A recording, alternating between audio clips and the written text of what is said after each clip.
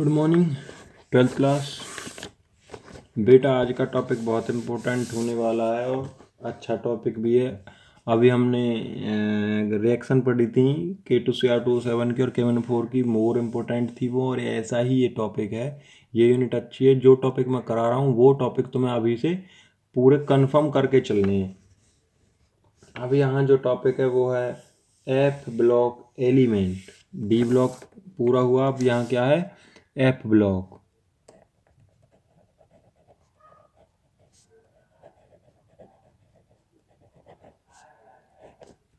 F block element की अगर बात करें तो बेटा एफ ब्लॉक एलिमेंट कौन से होते हैं? जिनका लास्ट इलेक्ट्रॉन अगर किस में एंटर करता है, किस में एंटर करे, एंटर्स इनटू एफ सब सेल।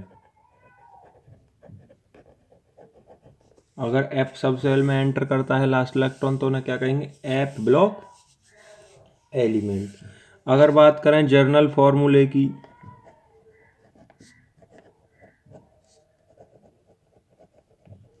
तो इलेक्ट्रॉनिक कन्फिग्रेशन के लिए जर्नल फॉर्मूला क्या होता है बेटा?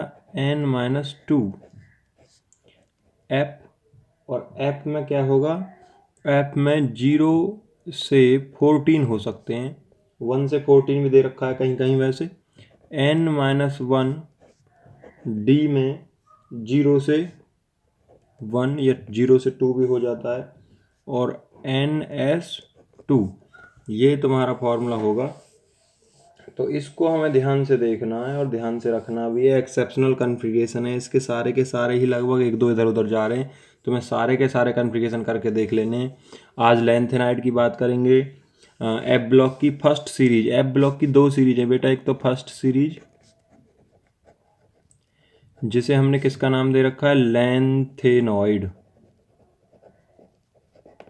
और आज केवल हम लैंथेनॉइड की ही बात करेंगे। First series lanthanoid. लैंथेनॉइड की अगर बात करें तो सीरियम से लेकर 58 से लेकर और लूटिटियम 71, क्या होता है 71 पे होता है लूटिटियम। और लूटिटियम तक जो एलिमेंट हैं यहाँ पे सारे के सारे एलिमेंट आपको लर्न भी होने चाहिए। सीरियम के बाद प्रेसाडायोमियम पी आर से रिप्रेजेंट करते हैं, और फिर ND नियोडाइमियम, क्या होता है? नियोडाइमियम के बाद क्या आएगा? Promethium PM man made element है बेटा।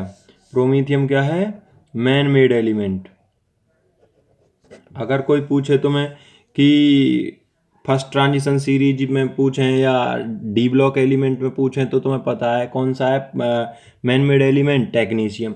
लेकिन यहाँ से प्रोमीथियम क्या है? अगर एक्टिनॉइड और लैंथेनॉइड की बात करें या एफ ब्लॉक एलिमेंट की बात करें तो promethium is the man made element. Promethium के बाद है स्मेरियम SM 59, 60 और 61, 62 और 63 पे क्या आ जाएगा? Europium EU।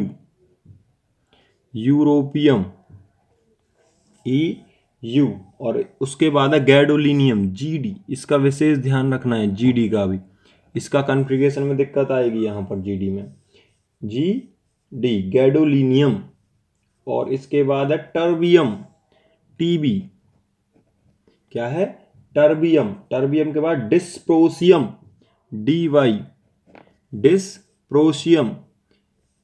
डिस्प्रोसियम के बाद होता है होल्मियम HO, होल्मियम के बाद है अर्बियम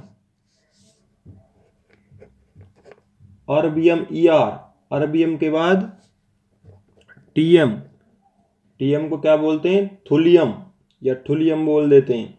इसके बाद यिटर्बियम YB। एक हमारे पास यिट्रियम होता है 39, लेकिन ये क्या है? यिटर्बियम YB। और 71 क्या होता है हमारे पास? लूटिटियम। तो ये एलिमेंट है हमारे पास। Cerium, praseodymium, neodymium, promethium, samarium, europium, gadolinium, terbium, dysprosium, holmium, erbium, thulium, ytterbium और लूटिटियम। इन एलिमेंट्स को हमने किस सीरीज में लिया हुआ है? इनको सभी को हम क्या कहते हैं? लैंथेनॉइड। बेटा पहला ही क्वेश्चन यहां से राइज हो जाता है, why they are so called. Means कहने का मतलब क्या है कि इन सभी को क्या कहते हैं हम, इन सभी को लैंथेनॉइड कहते हैं। लैंथेनॉइड क्यों कहते हैं इन्हें? Because they are just come after the lanthanum, क्योंकि लैंथेनम एल ए हमारे पास 57 होता है, ये 57 के जस्ट बाद शुरू होते हैं, इसलिए इन्हें क्या कहते हैं? Because they come just after the lanthanum 57, ये जस्ट 57 के बाद आते हैं, तो इसलिए इन्हें क्या कहते हैं? लैंथेनॉइड। लैंथेनॉइड सीरीज में फिल क्या किया जाता है बेटा? 4f। कौन सा ऑर्बिटल फिल किया जाता है? 4f ऑर्बिटल फिल किया जाता है। और f में ज़्यादा से ज़्यादा कितने आ सकते हैं? 14। जब f में 14 आ सकते हैं तो बेटा 1 से और 14 तक का इसका कन्फिग्रेशन है, हो गए। फिर भी आप सबको कॉन्फ़िगरेशन को एक बार ध्यान से देख लेना है और दोबारा से एक बार कॉन्फ़िगरेशन को करना है अपनी बुक में। एक बार आपके हाथ के नीचे से कॉन्फ़िगरेशन निकल जाएगा तो आपको कोई दिक्कत नहीं रहेगी। जैसे एक भी कोई एक्सेप्शनल केस यहाँ आएगा तो वो आप सबको पता चल जाएगा। पहले तो आपको मेनली जो मैं बता रहा हूँ वो ध्यान देना। एक तो तुम्हें सीरियम का कॉन्फ़िगरेशन, सीरियम के बाद प्रसादायोमियम का कॉन्फ़िगरेशन भी करना है, पीआर का। और उसके बाद तुम्हें जो कॉन्फ़िगरेशन करना है नियोडायमियम का भी करना है। यहाँ कुछ ना कुछ गड़बड़ मिलेगी बेटा। और इसके बाद तुम्हें टर्बियम का करना है, टर्बियम टीबी। और उसके बाद आपको डिस्प्रोसियम का करना है, डीवाई। इनका कॉन्फ़िगरेशन तो बिल्कुल कर लेना है, और साथ में जीडी का भी। ठीक है, ये कॉन्फ़िगरेशन है इस सीरीज में से कम जो एक्सेप्शनल पाएंगे इधर उधर, जिनमें कोई ना कोई दिक्कत होगी वो आप लोग देखोगे अपनी बुक से। अब मैं एक और चीज़ पे आता हूँ कि जो लैंथेनॉइड और एक्टेनॉइड हैं वो हमारे एफ ब्लॉक एलिमेंट हैं, और हमें सारे के सारे लैंथेनॉइड की बात आज कर लेते हैं और कल कर लेंगे एक्टेनॉइड की बात। तो सबसे पहले जो यहाँ आता है वो आता है कि जो इनके जर्नल करैक्टरिस्टिक्स अगर हम पढ़ें, ऑक्सीजन स्टेट अगर हम पढ़ें, तो ऑक्सीजन स्टेट की अगर हम बात करेंगे तो इनकी मोस्ट कॉमन ऑक्सीडेशन स्टेट +3 होती है। क्या होती है? Most common oxidation state. अगर लैंथेनॉइड की बात करें तो हम क्या होती है लैंथेनॉइड की टिपिकल ऑक्सीडेशन स्टेट, या टिपिकल कहें या कॉमन ऑक्सीडेशन स्टेट कहें तो वो क्या होगी? +3। वैसे ये +2 +4 तक शो कर सकते हैं, वैसे +2 और +4 तक भी ये ऑक्सीडेशन स्टेट शो कर सकते हैं। अब जो इनमें मेन चीज है वो मेन चीज क्या है? वो मेन चीज ये है कि जो इनकी एटॉमिक रेडियाई है, उसके पीछे क्वेश्चन बनता है एटॉमिक रेडियाई। बेटा हमने एटॉमिक रेडियाई को पढ़ा है, और एटॉमिक रेडियाई का मतलब हमें पता है। एटॉमिक रेडियाई का मतलब है न्यूक्लियस से लेकर आउटर मोस्ट सेल जिसमें इलेक्ट्रॉन भरा हुआ है वहां तक की डिस्टेंस को हम एटॉमिक रेडियाई कह रहे हैं। ठीक है ये बात। अब सबसे पहले तो एटॉमिक रेडियाई को डिफाइन करना है, फिर इसमें पूछ रहा है एटॉमिक रेडियाई और ionic radii of lanthanoid. Lanthanoid में क्या पैटर्न है एटॉमिक रेडियाई का? जैसे यहाँ सीरियम से लेकर और लुटिटियम तक की अगर बात करी जाए, कहाँ तक की बात करी जाए? लुटिटियम तक की। लुटिटियम तक की बात करी जा रही है अगर यहाँ इस सीरीज में, तो ये इस सीरीज में पूछ रहे हैं कि यहाँ ऐसे घट रही है रेडियाई या ऐसे बढ़ रही है रेडियाई, तो क्या सीन बनेगा ये हमें बताना है। हम शुरू से पढ़ते आ रहे हैं कि सीरीज में अगर हम चलें, अगर हमें सीरीज में जाना पड़ा तो सीरीज में तो न्यूक्लियर चार्ज बढ़ने के कारण न्यूक्लियस बढ़ते हुए इलेक्ट्रॉनों की संख्या को देखते हुए इंटरमोलिकुलर फोर्स ऑफ अट्रैक्शन बढ़ने के कारण न्यूक्लियस इलेक्ट्रॉन्स को अपनी तरफ खींचता है, और अपनी तरफ खींचता है तो इसका मतलब क्या हुआ? सीरीज में साइज छोटा होता है। जैसे हम यहां से और इधर की तरफ चलेंगे तो साइज क्या होगा? डिक्रीज। ये बात बहुत पहले आ चुकी है और डिक्रीज होगा। साइज के घटने को कॉन्ट्रैक्शन बोलते हैं। साइज घटने को क्या बोलते हैं बेटा? कॉन्ट्रैक्ट। कॉन्ट्रैक्ट होना क्या होता है? कॉन्ट्रैक्शन बोलते हैं इसे। लेकिन होता क्या है यहाँ एक्चुअल में? हमें पता है 4f ऑर्बिटल यहाँ फिल किया जाता है भाई। 6s2 4f1 से 14 भरे जाएंगे और 5d और 6p, इस तरह का यहाँ पर कॉन्फ़िगरेशन होता है। 5d में 6p में यहाँ पर 0 होगा या 2 होगा, वो इस तरह से हमें देखना पड़ेगा। तो अब यहाँ के लिए हमें सीधी सीधी जो लेंथेनॉइड कॉन्ट्रैक्शन है वो कई बार डिफाइन करना आ जाता है। लेंथेनॉइड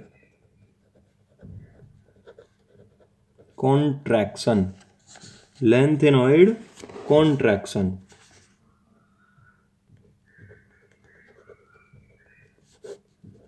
लेंथेनॉइड कॉन्ट्रैक्शन में क्या आएगा? लेंथेनॉइड कॉन्ट्रैक्शन में कह रहा है बेटा द डिक्रीज और you can say the regular decrease in the atomic radii or ionic radii of lanthanoid with increasing atomic number is known as lanthanide contraction। Simple सी बात है, रेगुलर साइज का डिक्रीज होना, रेगुलर साइज का decrease होना पूरी की पूरी सीरीज में क्या कहलाता है बेटा? लेंथेनाइड कॉन्ट्रैक्शन कहलाता है। सिंपल सी बात है, लेंथेनाइड कॉन्ट्रैक्शन। भाई हमें एटॉमिक रेडियाई में पता चल गया, अगर एटॉमिक रेडियाई सीरीज में जाते जाते डिक्रीज हो रही है और वो होगी तो वो कॉन्ट्रैक्शन, वो साइज का घटना, वो न्यूक्लियस का इलेक्ट्रॉन्स को अपनी तरफ अट्रैक्ट करके साइज को डिक्रीज करना, वो क्या कहलाएगा? लेंथेनाइड कॉन्ट्रैक्शन कहलाएगा। लेकिन इस कॉन्ट्रैक्शन में एक बात दीवार खड़ी हो जाती है कि इसमें होता क्या है एक्चुअल में। जो लेंथेनाइड कॉन्ट्रैक्शन है इसमें सील्डिंग इफेक्ट अपना काम करता है।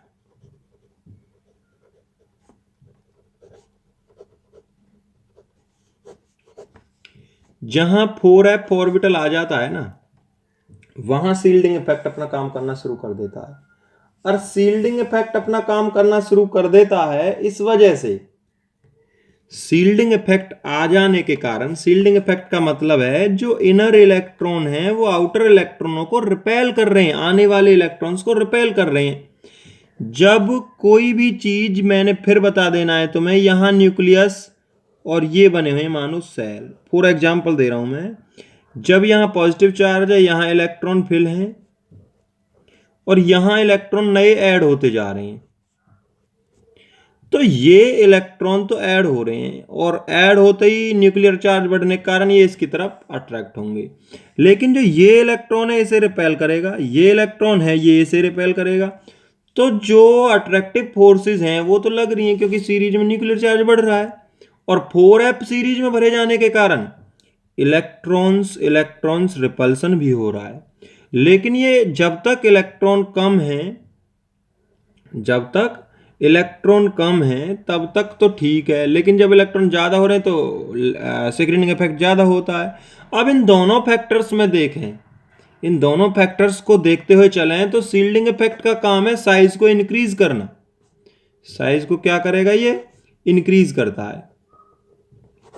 और न्यूक्लियर चार्ज जो बढ़ने के कारण, जो इलेक्ट्रॉन बढ़ने के कारण न्यूक्लियर चार्ज बढ़ रहा है, अट्रैक्टिव फोर्सेस बढ़ रहे हैं, वो साइज को क्या कर रहे हैं? डिक्रीज। भाई न्यूक्लियर चार्ज के कारण साइज क्या हो रहा है? डिक्रीज। और सील्डिंग के कारण क्या हो रहा है? इंक्रीज। लेकिन न्यूक्लियर चार्ज वाला फैक्टर डोमिनेंट रहेगा क्योंकि वो होता ही है एक्चुअल में, और सील्डिंग इफेक्ट कहीं थोड़ा कहीं ज्यादा। तो साइज जिस स्पीड से घट रहा है, एक फैक्टर तो घटाने के लिए काम कर रहा है और सील्डिंग इफेक्ट बीच में आ गया, तो साइज को इतना नहीं घटने देगा जितना घटना चाहिए था। तो साइज में स्लो डिक्रीमेंट होगा। साइज मानो अगर 1 नैनोमीटर घटना था तो वो 1 नैनोमीटर ना घटकर आधा नैनोमीटर घटेगा सील्डिंग इफेक्ट के रिपल्सन वाले फैक्टर के कारण।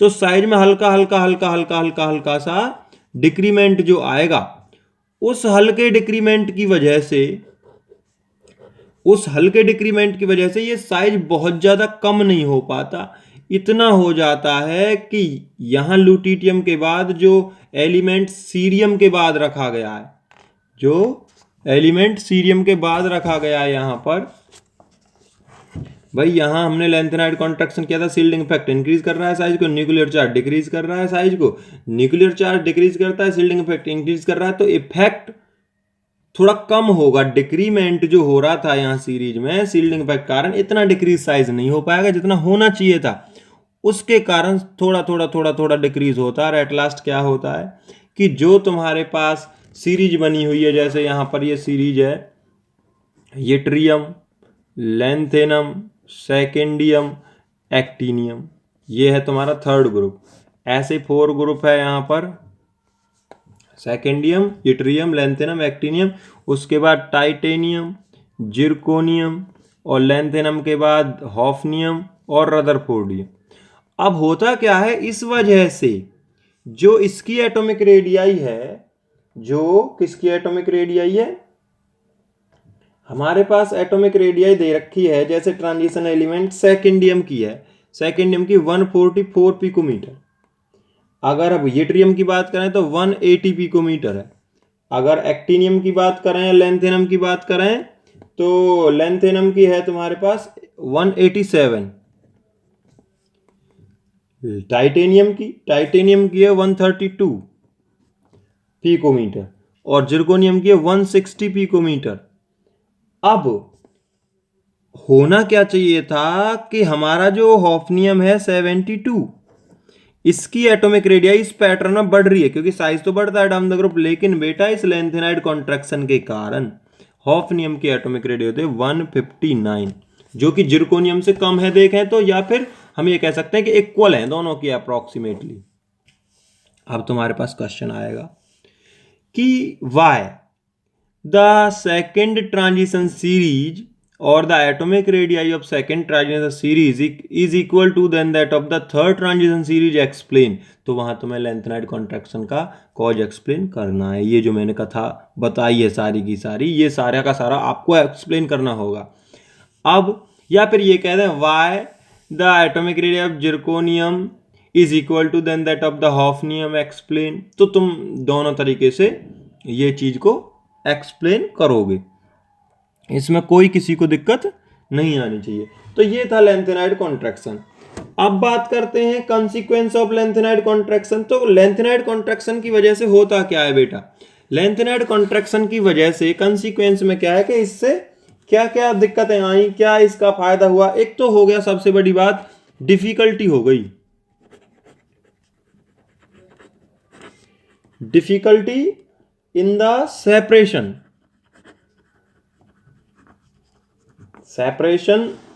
Of lanthanide. लैंथेनाइड की सीरीज को अगर हम देखें, ये वाली जो सीरीज थी, जब ये स्क्रीनिंग इफेक्ट लगा, इसके कारण साइज को घटने नहीं दे रहा, और न्यूक्लियर चार्ज करा के मैं घटाऊंगा तो थोड़ा थोड़ा घटता है, बस थोड़ा, मतलब नेग्लिजिबल, लगभग 1-2 पिकोमीटर का डिफरेंस आता है, जो कि नेग्लिजिबल होता है एक दूसरे के लिए। तो इनका साइज सबका एक जैसा ही होता है। एक जैसा साइज होने की वजह से इनकी जो एटॉमिक रेडियाई है वो लगभग कैसी होती है, इक्वल होती है, और इक्वल होने के कारण इनका साइज लगभग एक जैसा हो जाता है। एक जैसा साइज की वजह से सेपरेट कहां से हो, जब हमें बड़ा छोटा पता ही नहीं चलेगा। तो दूसरा point, similarity in the size of the element belonging to the same group of the second and third transition series. बेटा वही बात है कि जो एलिमेंट हैं उनके साइज में सिमिलरिटी आ गई बिल्कुल, सेकेंड ट्रांजिशन सीरीज के सेकेंड और थर्ड,